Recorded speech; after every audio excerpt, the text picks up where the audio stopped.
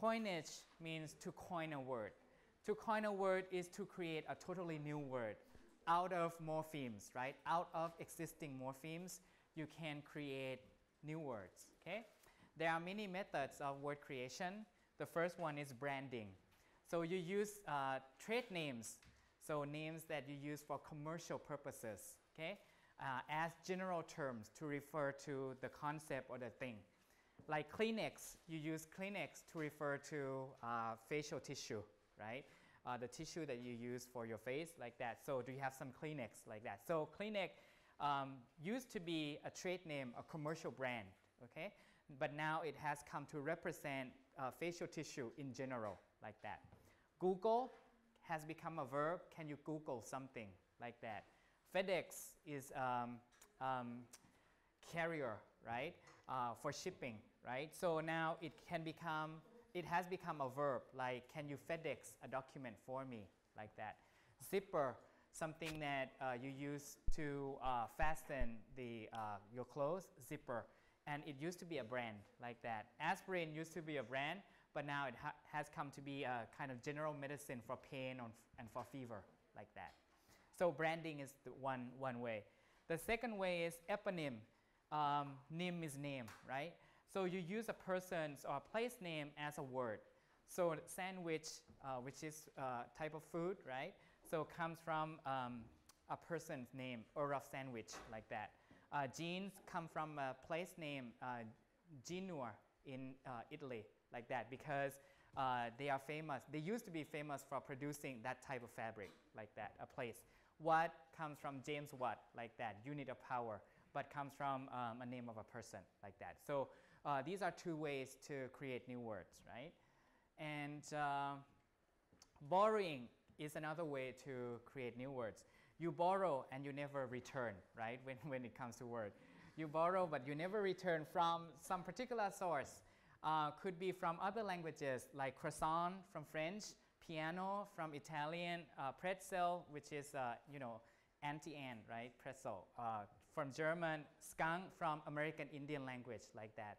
And there are a lot of English words that you have borrowed and never returned into Korean, right? Like you have apple, right? But sakwa is apple in Korean, right? But pineapple, you say pineapple, right? Pineapple, pineapple, like that, right? So there are terms like this, and or ice cream in Korean, right? That you borrow into Korean. So borrowing is a very significant source of word creation. Whatever concept you don't have, whatever words you don't have in your language, then you borrow from other languages. And then the next way is compound. Compound is when you join two separate words together, and a lot of times the meaning is totally new, and you don't get the meaning from the combination of the two words. So you get new meaning that sometimes you cannot imagine. Like greenhouse, greenhouse. The greenhouse is a place where you keep baby plants and you control the temperature at the desired level, right? So that's greenhouse. It's not a house that's green or anything. So the meaning is new when you combine the green and the word house, okay? So when you have a compound word, the stress pattern is like the primary stress goes on the first syllable, green, greenhouse, rather than greenhouse, okay? So all of these, greenhouse, bookworm, like that, bookworm, a person who studies a lot, like that. Copycat, a person that copies the way to do something from someone else. Cowboy, chairman, is not a man who is a chair, right? But a man who presides over a meeting, like that. So you see the meaning is new, not something, not that you can recognize from the combination of the two words. Deadline is not the line that is dead, but it's the day that you have, or the time that you have to submit something, right? Sometimes you have easily recognizable meaning from the combination of the two. Fruitcake, a cake that has fruit, like that. Handshake, newspaper, quicksand, and sleepwalk, and so on, okay? So that's compounding. And next one is blending.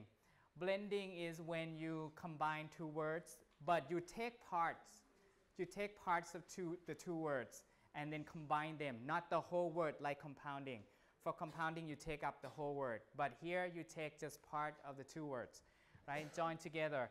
Like smog comes from smoke and fog, so you just get the SM and the OG from the two words, okay? Motel, motor and hotel, right? There are lots of motel in Korea, in Seoul. Brunch, breakfast, and lunch, okay? So you take BR and then UNCH from the other word, okay? So that's blending. Clipping is sort of like blending, but clipping involves only just cutting, okay? But blending, you cut and mix, right? But for clipping, you just cut. Clip is to cut. So this is the reduction process where a word is clipped or cut, and part of a word is used to stand for the word itself.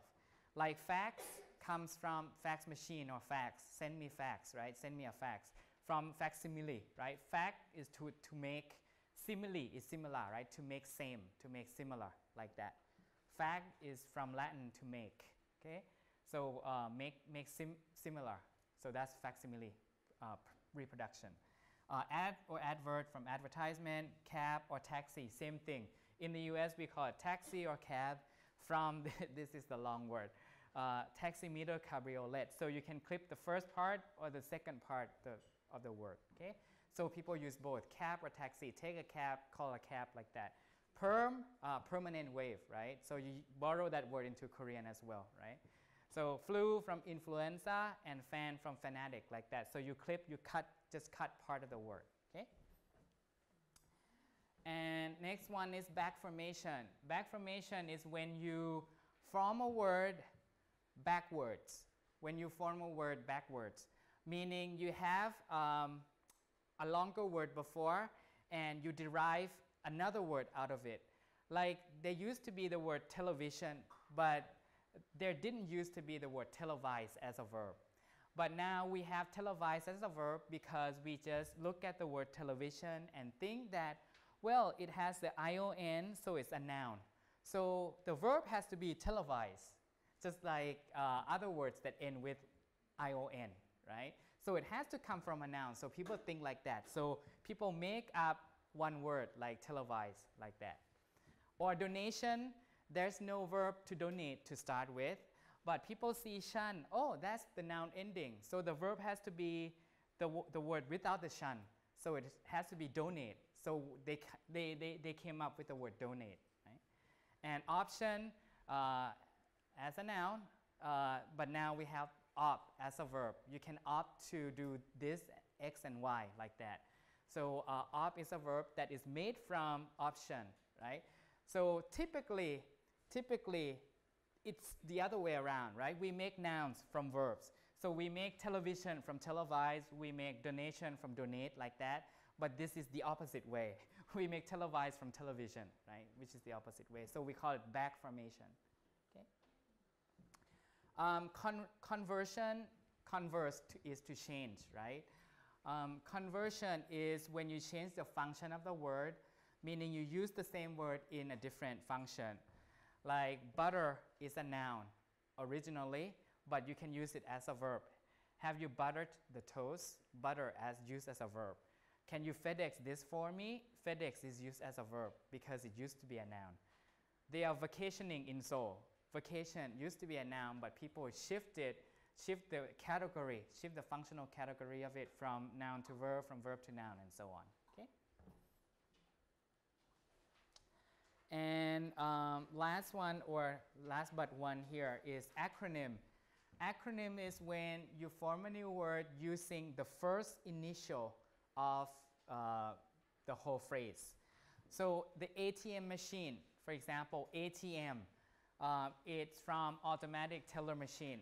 So you use the first initial A, T here, and M here, and you pronounce it like one by one. You've changed the PIN number from personal identification number, P, I, and N, like that. PIN number is your password for your ATM card, like that. Or laser, right? People use the word laser as if it's just a word, but actually laser is from light amplification by stimulated emission of radiation. So you don't even imagine that it used to be like that, right? You think that, oh, laser is laser, but actually it's from that word. So L, A, S, E, and R, like that, okay?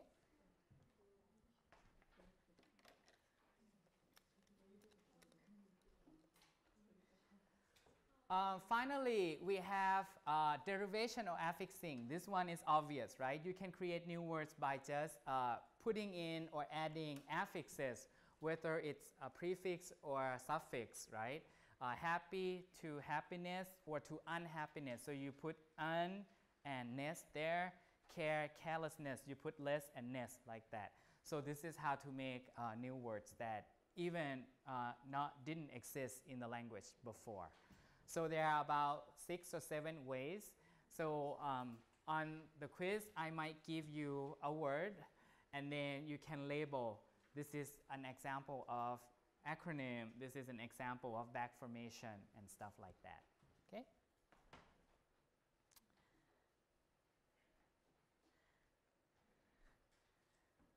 So this is where we conclude the morphology chapter.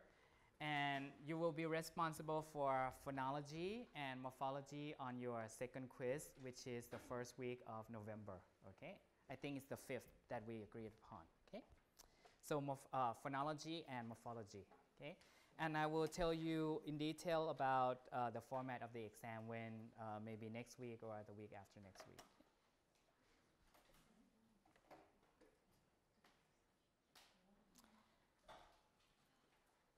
So, and we will go ahead and just keep going with the next chapter. And this is for your final exam, okay? Which is syntax, okay?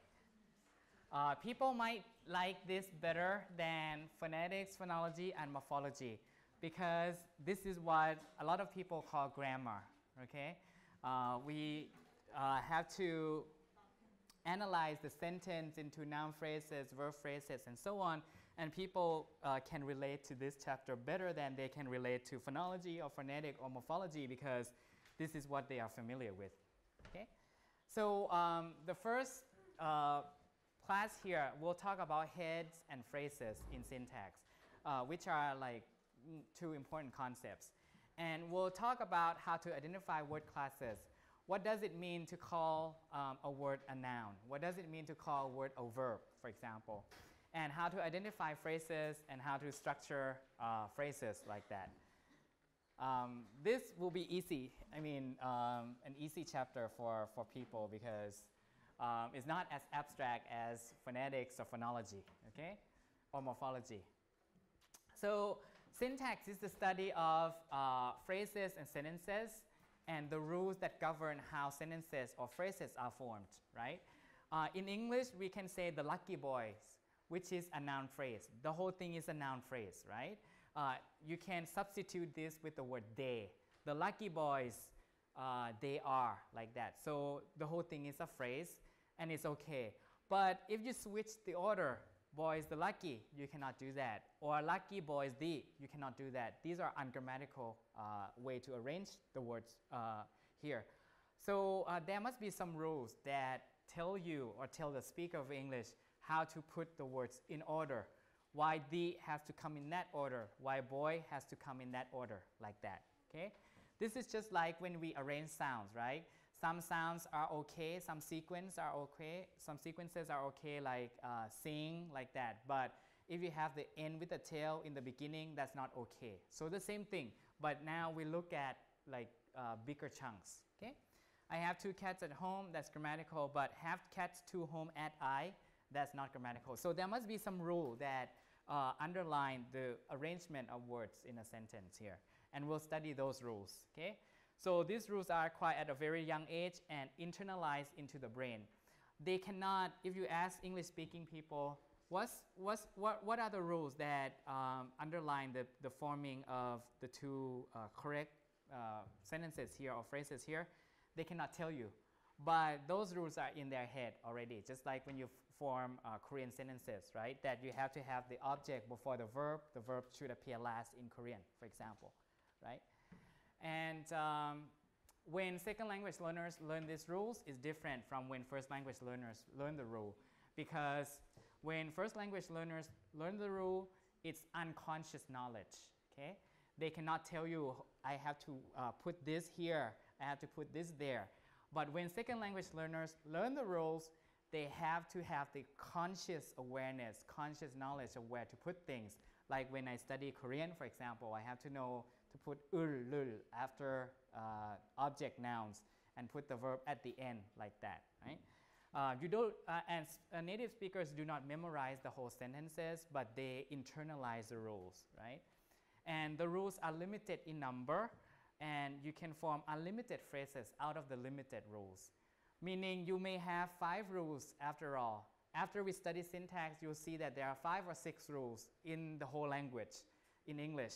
But you can form unlimited phrases and sentences using those 5 or 6 rules. So indefinite output created from definite input. Okay? Before we look at phrases, we will look at word categories first. So we'll look at nouns, verbs, adjectives, and adverbs and how to define them. Okay? So this is what we talked about already when we were talking about morphology. We have 2 groups of words, right? Free morphemes at least. We have content word and function words, right, for free morphemes. Content words are words that have meaning, words that have maybe significant meaning, noun, verbs, adjective, and adverbs. But the rest are going to be function words, words that don't carry meaning, words that only indicate grammatical functions or grammatical relationship between nouns and verbs or verbs and adjectives. So these are going to be preposition, determiners, modals, auxiliary, and complementizer. We'll look at these, right, in a minute. But these function words are gonna be unstressed, tend to be unstressed in fast speech, right? Because they are not important. They are only grammatical words, right?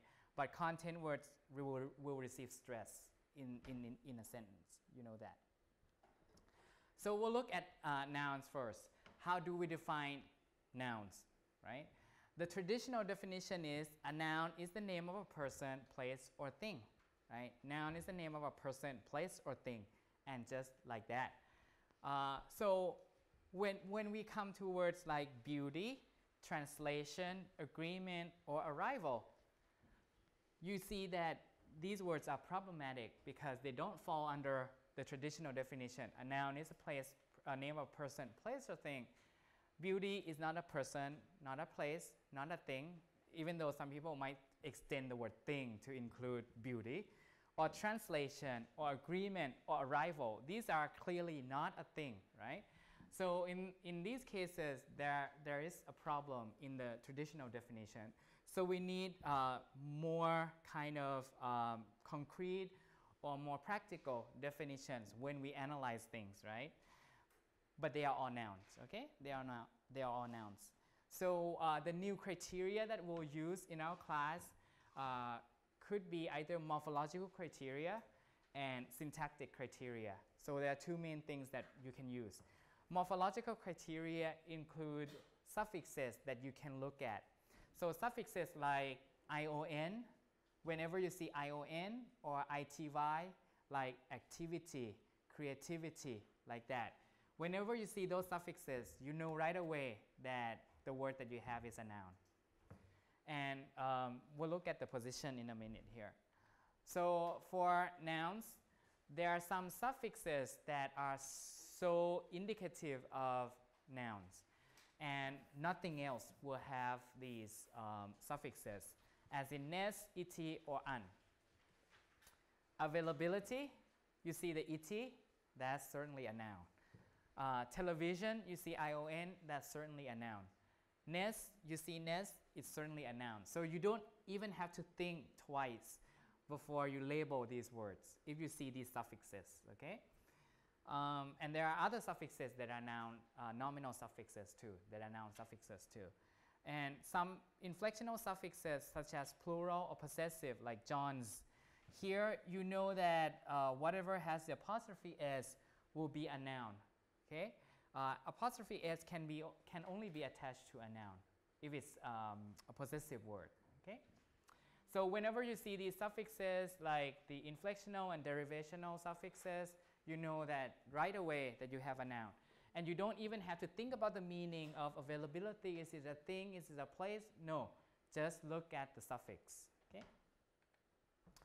And you can also look at their position in a sentence. The position of a noun is like this. You have a determiner, which can be an article like the, a, or an, and you can have an adjective, and you will have the noun as the last thing. The late arrival of the Romans, for example, all here. Al is another noun suffix. Okay? Her kindness is appreciated. So this is the position of a noun, and it's always after a determiner. This possessive thing is also a determiner, like that. And a noun can fit the pattern an excellent X. Excellent arrival, excellent kindness, excellent availability, like that. A noun will fit that pattern. So if you want to test whether something is a noun, just put it in that slot. And a noun can occur after a preposition, despite the rain, as regards beauty. So these are prepositions, despite and as regards. So what can occur after a preposition is a noun. Okay? You cannot put a verb after this, despite rain. You can add the ing to make it a noun, like that. So 2 things for nouns, right? Suffixes, some suffixes like ness, et, or all, like that. And then the position, right? A noun is usually after an adjective and a determiner, and after a preposition. Okay? And for verbs, the traditional definition is a verb is the word that expresses action or being, but the problems is the word like mean, comfortable, angry, or loath. Mean, what does a word mean? Mean here is not a word that expresses action or being, and yet it's a verb. Comfortable is a state of being, but it's not a verb, it's an adjective. Angry is a state of being, but it's not a verb. It should fall under a verb, right, based on this definition. Or loath is a verb. It means to hate, right? But it's not action. It's not being. So how do we categorize these as verbs or non-verbs? So we have these criteria. You can look at some suffixes that are so verbal, like ify, ice, ate, n. So you see the examples here. Identify, colorize, appreciate, and darken. So whenever you see these suffixes, you know that you have a verb. Okay? So you can use like IZE, Americanize, Koreanize, like that. Operationalize, like that. Okay? Televise, IZE, as a clue. Or the verbs will have S as the present tense, like that. So you know that these are verbs. And they will have ed, most of them, as the past tense ending. Okay? So these are characteristic suffixes. And then the syntax clue is that they can come after a modal, like can, could, shall, should, may, might, like these. Okay? He may come, he will talk. So whenever you see things after a modal, then you know that you have a verb. And it will fit this pattern. David can blank it. David can kill it, David can love it, whatever. If it can fill that position, then it's a verb. Next one, adjective. Adjective, traditionally speaking, is a word that modifies a noun or a pronoun. So you have problems with chocolate, like chocolate cake. Chocolate is a noun itself, right? But in this case, it modifies the word cake, but it's not an adjective, it's still a noun. Coffee cup, same thing, we found her dead. Dead here is an adjective, but it doesn't modify a noun after it or anything, but it's still an adjective. So how do we recognize adjectives, right? So we could use suffixes. Adjective will have suffixes like us, full, or all. Fungal, special, all of these suffixes are adjective suffix. Like ent, different, present, like that. Okay? Inflectional suffixes that belong to adjectives like er, comparative, as in brighter, smarter, or est, brightest, smartest, like that. And then after, more or most, comparative and superlative degree. So if you see these suffixes or if you see these two prefixes, then you know that you have adjectives. Okay?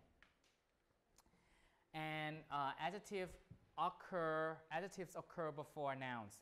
The blank thing. So you can put the word in question here to test whether it's an adjective or not. If it can stand there, then it's an adjective. Okay? Or it will appear after the be or the linking verb, like is something, seems, or appears something. So you can use the position before a noun, or you can use the position after the be verb as your test. Okay? Finally, adverbs. Adverbs are traditionally formed by adding ly to adjectives. Okay? So when you see ly after an adjective, that's your adverb. Again, it has to be ly after an adjective. Okay? Beautiful, you make an adverb out of it, saying beautifully. There will be ly words, okay, that are not adverbs. But those are not after adjectives anyway. Like the word friendly.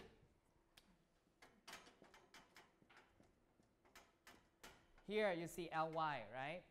But this thing is not an adjective, right? You can, the word friend, you can say good friend, excellent friend, right? A good friend, like this. So it is a noun because it fits that slot, right? That we talked about before. So friend here is a noun, and you have the ly. It's not an adverb because the adverb is adjective plus ly, right? This is an adjective. Friendly is an adjective. So you can say, he talks to me in a friendly manner, like that, but not he talks to me friendly. Okay? So you have to look at what comes before the ly. If what comes before the ly is a noun, then you have an adjective. But if what comes before an ly is an adjective, then you have an adverb. Or other words like hourly. Although people tend to use this as an adverb now, but actually hour is a noun, right? So you have an adjective there. On an hourly basis, like that. On a daily basis, like this. Or if you want to use the syntax clue, you can place it in this slot. David did so, like angrily, beautifully, like that. If it fits that slot, then it's an adverb. Okay? And there are some adverbs that do not have the ending and share the same form as adjectives, like fast, you don't have fastly, okay? Hard, you have hardly, but that's going to be a different meaning. Hardly means seldom, right? Not often. Hardly is a different meaning. Hard can be both an adverb and adjective. Early could be both an adverb and adjective. Cowardly is an adjective, okay? Because coward is a noun, right? He is a coward. So he's a cowardly person, like that. Okay?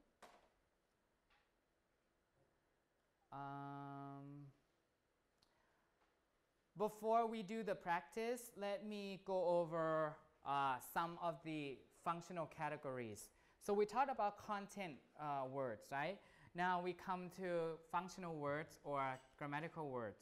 Determiners is a group that you want to memorize or a group that you want to be familiar with because there are so many of them. So determiners determine nouns. So you will always see determiners in front of nouns, okay? Like words that indicate ownership, people call it possessive, the possessive group. His, her, my, your, their, our, or its. People call these possessive adjectives, right? Traditionally speaking, but we call them determiners, okay? Words that indicate proximity, closeness, how far, how close or how far away, how distant is it from you, this, that, these, those. When you use with nouns, like this guy, that person, like that, those kids, like that. quantity words that are, let's say, number related or amount related, such as some, much, few, a few, most, all, have, less. So anything that has to do with amount or number, that's going to be a determiner, okay? And articles, the versus a or n. A or n are the same, right? Just different allomorphs for the same morpheme. So all of these are called determiners, okay? So just recognize them as determiners, and they will be used before nouns. Determiners always go with nouns, okay? And I'll just call them DET, dead, okay? Prepositions are words that indicate positions or locations. And you have, you know, one syllable or two syllable prepositions like up, around, about, and also on, within, without, behind, like that, right? Positions or location. But I think this one, complex preposition group, is something that you should be familiar with. Words that don't really indicate position or location, but words that indicate some kind of contrastive idea or some kind of linking between ideas, despite, in spite of, with respect to, notwithstanding, and other things. They are called complex prepositions because they are long and they consist of many things like in spite of, with respect to, but all of these are prepositions, okay? And prepositions occur before nouns, right? And you know, auxiliaries and modals, they are helping verbs, right? Because they help the main verb. And you have modals like may or can, or that indicate some type of meaning, like may indicates permission, can't indicates ability, or will indicates future event, like that, okay? And be, have, and do, they are all auxiliaries. This is like basic, right? You use them in the passive voice and so on, okay? So I'll go fast here. For this one, this might be new to you. We call them that, whether, and if. We call these complementizer. Whatever you call them in other classes, in syntax, we'll call them complementizer. So these are words that, this that is not the same that as the determiner, that guy, that boy, not the same, okay? This that usually occurs after a verb to say, to think, like she believes that, she thinks that, she says that, it is the fact that, like that. So this that is not the same that as the determiner that. So these guys, that, whether, and if, we call them complementizer, okay?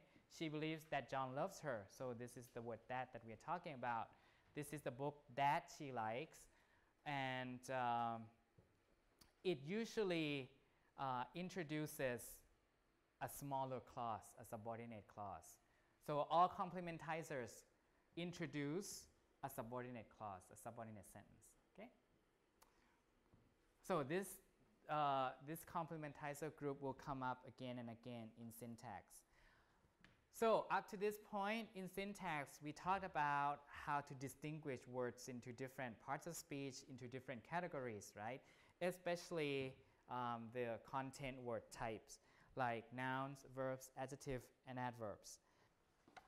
Consists of nonsense words. These words do not make sense, but people try to guess anyway, try to interpret what the words might mean, by Lewis Carroll. And it's Jabberwocky, right?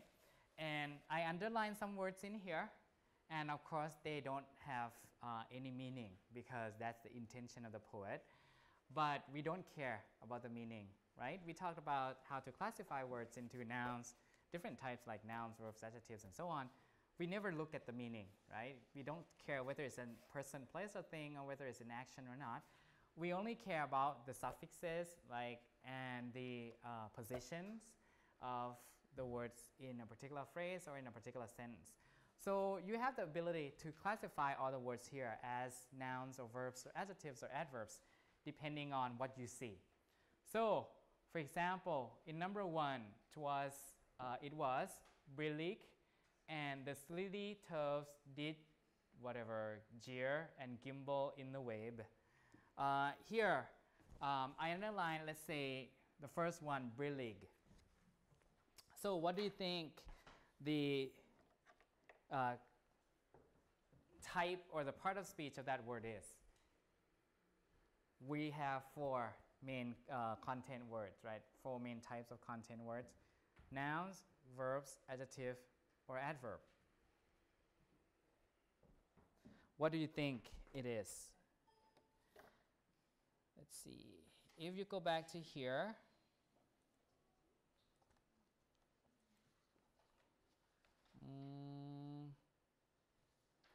you cannot use morphology, right? Because the ending is ig, which is not something that we see in English.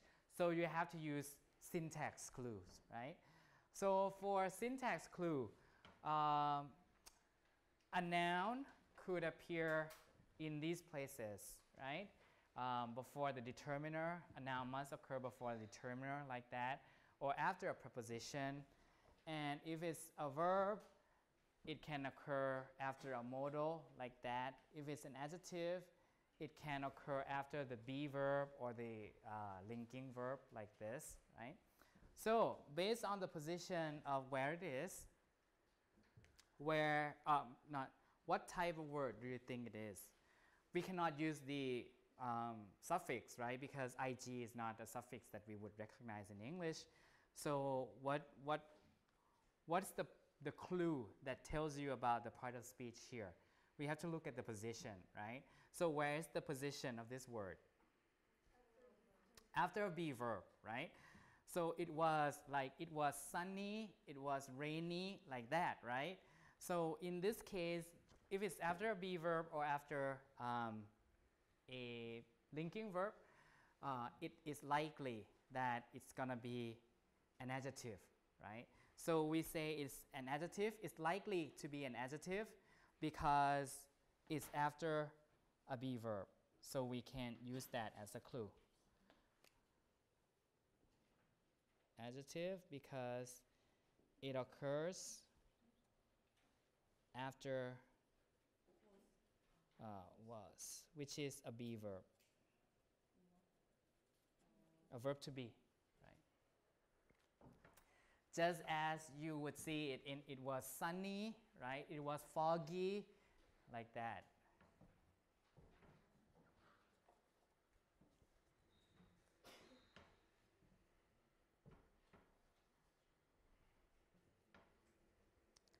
Now, let's look at the second one.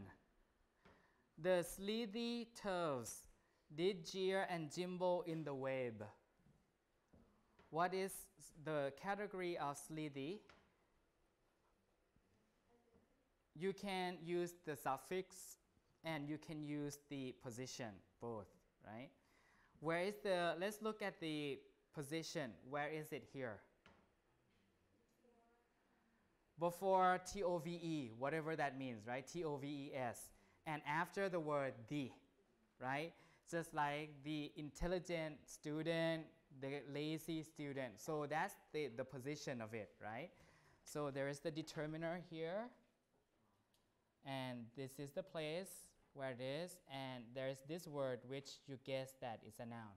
Because that seems to be the pattern that is typical, right? You see a determiner, you see this word, and you see possibly a noun.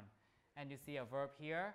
The verb did, jeer, and gimble in that location, whatever it is, right? So we would guess, right? Our educated guess would say that this is an adjective, right? Because it falls into that pattern of determiner, adjective, and noun, right? Doesn't matter whether we don't know the meaning of that word sleethy, right? And the Y also is a suffix that can be an adjective suffix, as in taste, tasty, tasty food, like that, right? Yum, yummy, yummy food, like that, right? So it's an adjective because it occurs after a determiner and before a noun, like that. And also there is the y suffix, which is an adjective suffix, right there. Okay.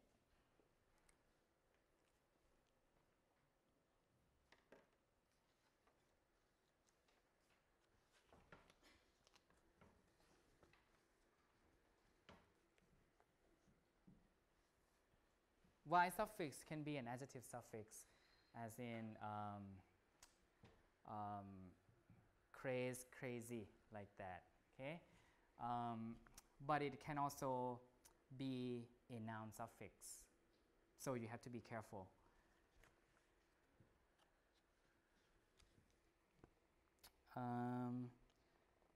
Where are we at? Oh, number 3. What do you think wave is? Number 3? This is clearly a noun, right? Because it's after a determiner, right? Nothing can occur after the word the, right? Which is a determiner, so this is a noun. So it's a noun because it occurs after the determiner, right?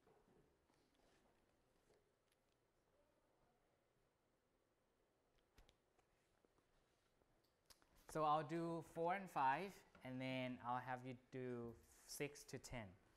Number 4, all the Mimsies were the Burgers. So that's the sentence, right? All the Mimsies were, and that's the verb, right? The Burgers. Mimsies, what is that category of the word Mimsy? Because it's a noun because you see the word all. All is a determiner. Remember, it's a quantifier, right? It has to do with amount or number, so it's a determiner. So the position would say that it's a noun because it occurs after determiners. And also, you see the suffix es. You see that? Which is a plural suffix, right? And only nouns will have that plural suffix, right? Adjectives cannot have plural s. Verbs cannot have plural s, right? Only nouns will have that plural s. And why do you know that it's plural? Because of the word were, right? Or else it would be was, right? And finally, number 5, we have burgers. What kind of word is it?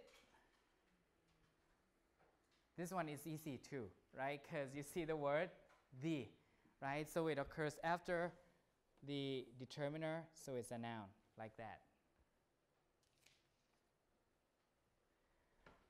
And you see the s, which is likely a plural suffix, although we don't have evidence to say that it's really a plural word. But we would guess that it's a plural form of the word as well. Okay? Now I'll give you maybe 5 minutes to do number 6 to number 10. So you have to look at the word itself in number 6 and 7 and other cases, and look at the position of where the word is. Okay? And you can tell me the answer.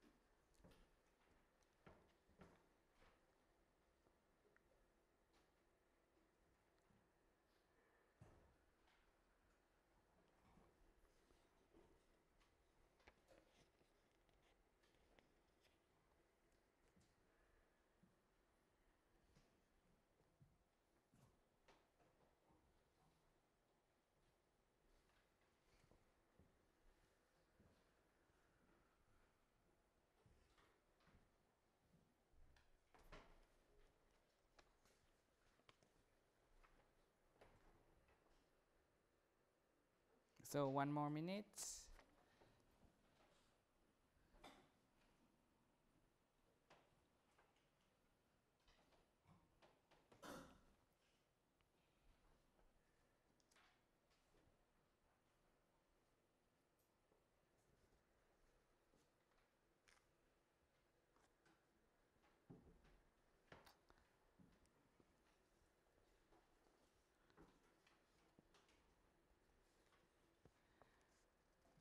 Okay, let's look at number 6.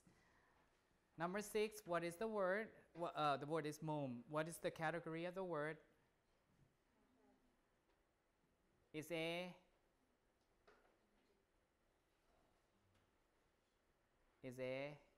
if you had to guess, what would it be? You see the position, right? The after the determiner, right? And then mom, and then rats, outgrave. So one possible guess is a noun. It could be a noun, right? Because it's after the word the, right? And then if you make that guess, then rat would be a verb, right? Because the subject is singular, so rat has the s ending, present tense. You can make that guess. On the second hand, on the other hand, right? The second guess would be mom could be an adjective, and rats could be a noun, and outgrave could be a verb, like that. Okay? So there are 2 possibilities here.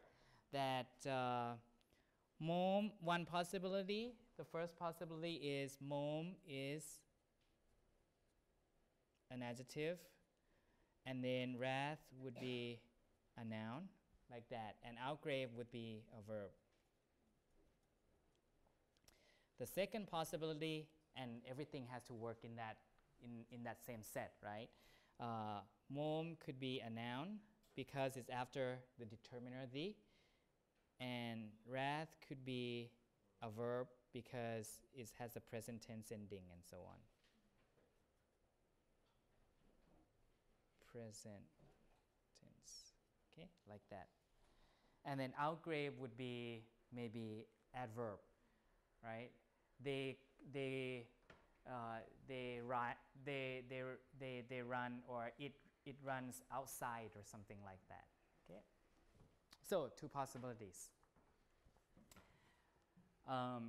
Number 8, frumious bandersnatch. In this case, there's one possibility only, right? Which is an adjective, right? An adjective, and you can see the OUS ending too.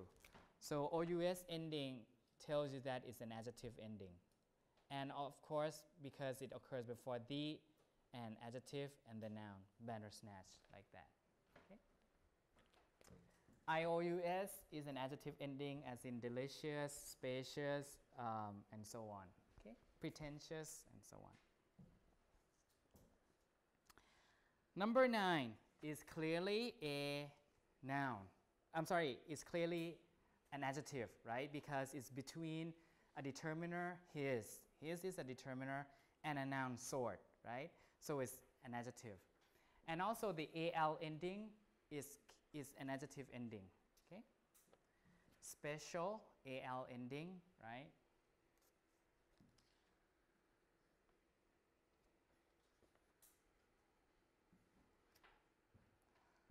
Number 10, same answer as number 9. You see the word the, right? The manzom foe. Foe is enemy, right? So it's between the word the and the noun, foe. So in this case, it's an adjective. So both number 9 and 10 are the adjective, okay? Because they are between determiner and a noun. So this is not difficult, but this is only the first step into syntax, because the second step will need you to recognize what we call phrases. So let's come back to the PowerPoint slides here. You know about separate words, right? You know about the categories, nouns, verbs, adjectives, adverbs, and so on.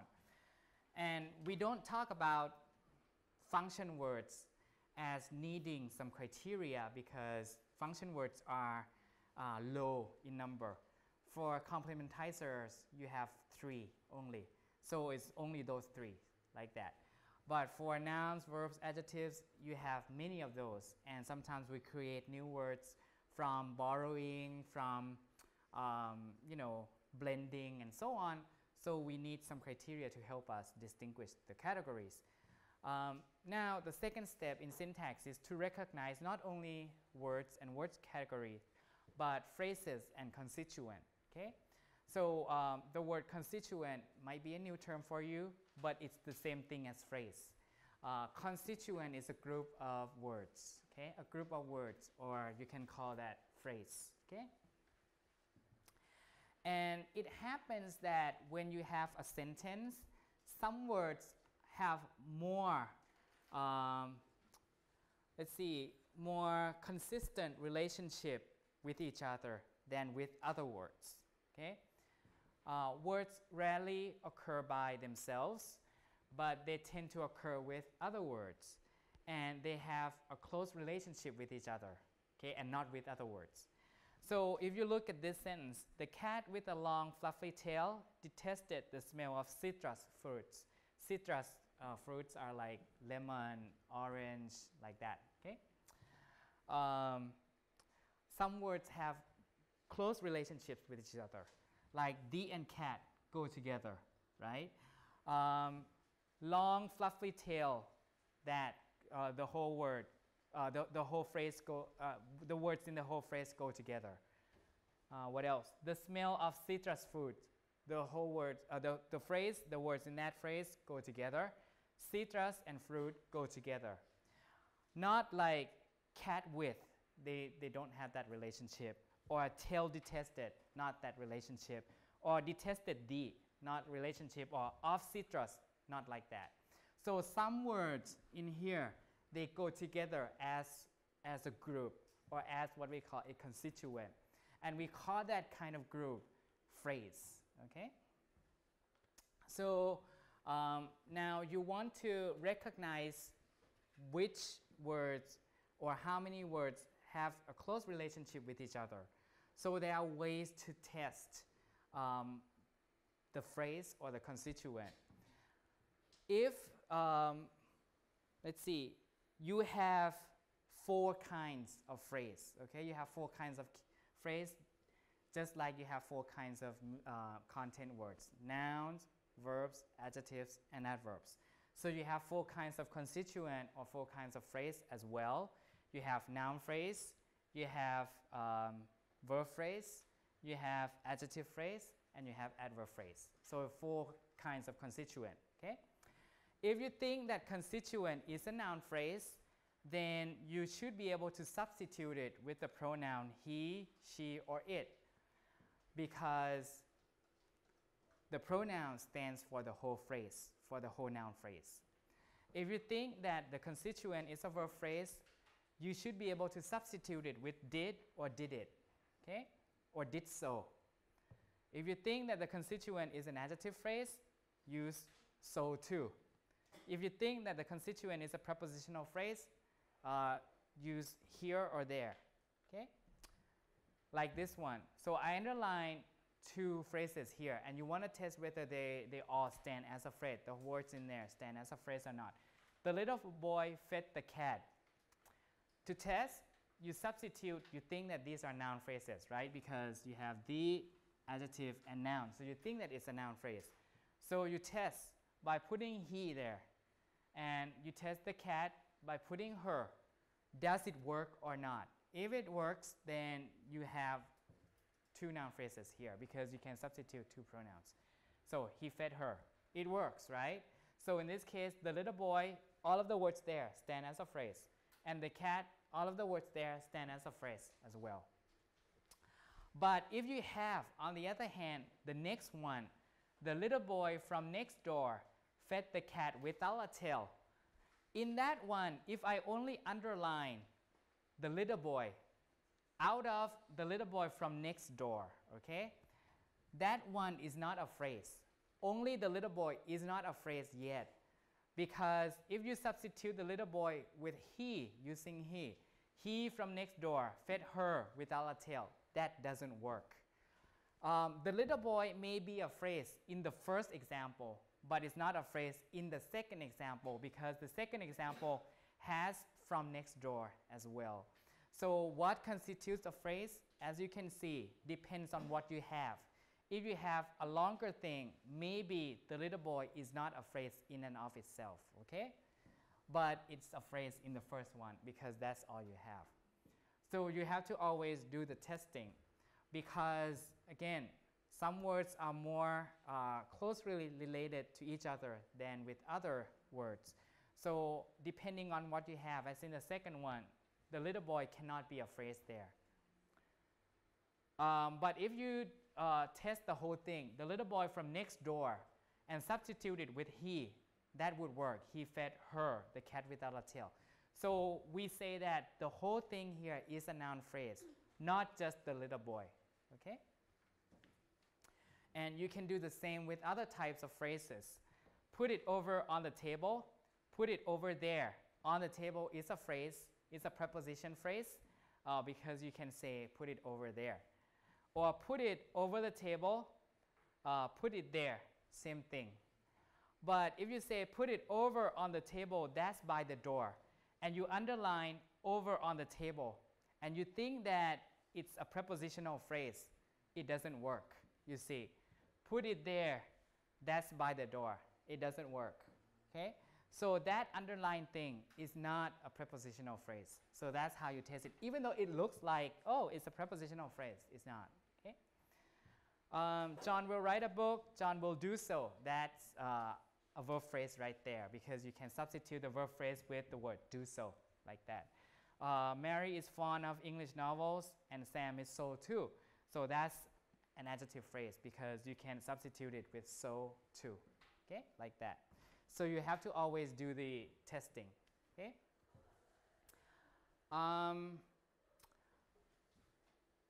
So let's look at each type of phrase in detail.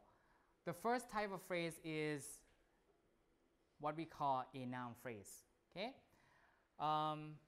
The noun phrase, when you have the noun as the head word, you have a noun phrase. Head word is the most important word in a phrase. Head is the most important thing, right, in a person's body, right, because it sends nerve control to other parts of the body. So we use that metaphorically here. So the head of a phrase is the type of the phrase, okay? So if you have an adjective or an adverb as the head of that phrase, the most important word of that phrase, then you have an adjective phrase or an adverb phrase. So in this case, I will call both adjective phrase and adverb phrase AP, okay, as my nickname for it. He is happy. So if I underline just that, the word happy, one word, is an adjective, right, after the be verb. So it's the head by definition. It's one word is the head of itself. So it's an adjective phrase or AP. Or if you say he is very happy and you underline that, it's still an adjective phrase because it consists of the word very and the word happy. The one that is the head is the word happy, right? Because very just modifies happy in terms of degree. Very or little, right? Much or less, right? So a lot or not a lot. So happy is still the head word, which carries the major meaning. So in this case, it's an adjective phrase with happy as the head and very as a degree word. So this phrase is an adjective phrase or AP. And the AP can consist of a degree or a degree and the adjective word itself. So this is the phrase structure rule, the first one that you come across. An adjective phrase or an adverb phrase may consist of a degree word, but it doesn't have to. For example, you don't see that in he is happy. But you see that in he is very happy. So there can be an optional degree word. But there must be the head, right? Because without the head, then it's not a phrase, right? The degree word could be so many things like very, so, rather, and etc. Same with adverbs. He ran fast, so if you underline fast here, right, fast is an AP. He ate very happily. Very happily is an AP, adverb phrase, with very as the degree word and happily as the head word being an adverb. So same structure between adjective phrase and the adverb phrase, which is degree and either adjective or adverb. So same thing. So that's why I combine them and say that they are APs, okay? The second type of phrase that you will come across is prepositional phrase. And it has the preposition as the phrase, as the head. As in to John, here the preposition is the head, okay? So something that has to do with John. So the head word is to, direction, right? Gave the present to John. So to is the head word, which is a preposition. At 10, 10 is a noun. 10 p.m. like that, 10 a.m. Right at 10, almost off the bridge like that. He fell almost off the bridge like that. So the structure here seems to be that there must be a head, which is a preposition. There can be optional degree words like right or almost. And there should be some noun phrases too. So the structure rule is like this. PP, prepositional phrase, goes to some degree word, the head word, and NP, noun phrase.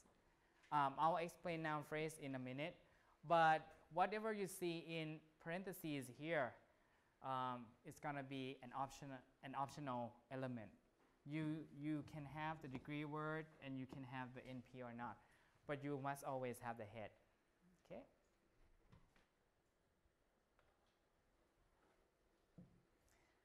The next type is noun phrase, the noun phrase. The noun phrase will look like this in English. You can have just one word, which is the head word, John. You can have so many other words in there. Those three guys from a small town. The book about big cats. A big picture of a boy. Friends from Poland, like that. But what all of these share is that they have the head noun. See? John, guys, book, picture, or friends. They are all head nouns. You must have a head, right, when it's a phrase. You can have a determiner like those, the, or a, or more, or most, whatever, right? All, have. You can have an adjective phrase here, and you can have another noun phrase, optional, right? You can have a preposition here, prepositional phrase here. But they all share the fact that there must be a head noun. So the structure seems to be like this. Determiner, optional. Adjective phrase, you can have an adjective, optional, right? But you must have a noun. And you can have a preposition phrase later on, but optional too. So that's the phrase structure rule. And believe it or not, with just this rule, you can create any noun phrase in English using this rule. Determiner, optional. Adjective phrase, optional. Noun, a head, which is a must, required. And PP, right, optional. So you can make anything according to that rule. And then finally, a verb phrase can consist of so many things. Fall, accidentally, or even fall. The guys fall, like that, with or without the adjective or adverb phrase here, optional. But you must have the head, which is a verb. And we'll tell everyone about the secret soon. You can have NP, PP, AP, like that. Like sitting under the sun, bought the book with a credit card yesterday, whatever, right? So in these cases, they share the fact that the verb is the head word. And then there can be other things following the verb, okay? So I can say that the rule seems to be like this. VP, the arrow is consists of the head word, a verb, and can be, NP, PP, and AP can be optional, okay? Or if I want to write a shorter rule, it could be VP goes to V and XP. Why do I say XP? Because all of these are phrases, right? NP, PP, or AP. So I just say XP, meaning you can have anything. X could be N, could be P, could be A. So because that's a shorter rule, we just want to go with something that's shorter, right? And still give something that's shorter and still gives us the same thing, same results, okay? So we have talked about maybe 4 and then AP. There's one AP that's missing from there, right? And then I'll add one more rule here. S is a sentence. A sentence consists of an NP and a VP, okay? And there should be AP here. AP consists of the degree word and A, right? So that's what we already know.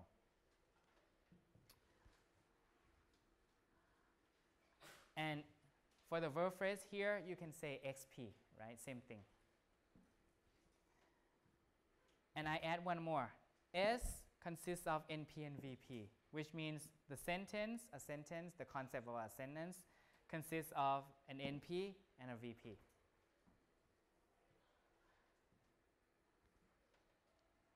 So in other words, we have come to 1, 2, 3, 4, which is AP, and 5, S. 5 rules in syntax, and only 5 rules you will study this semester and in other semesters too. So this is the kind of the main gist of the core concept of syntax, okay? We know that phrases consist of these elements, and we'll look at these elements next time.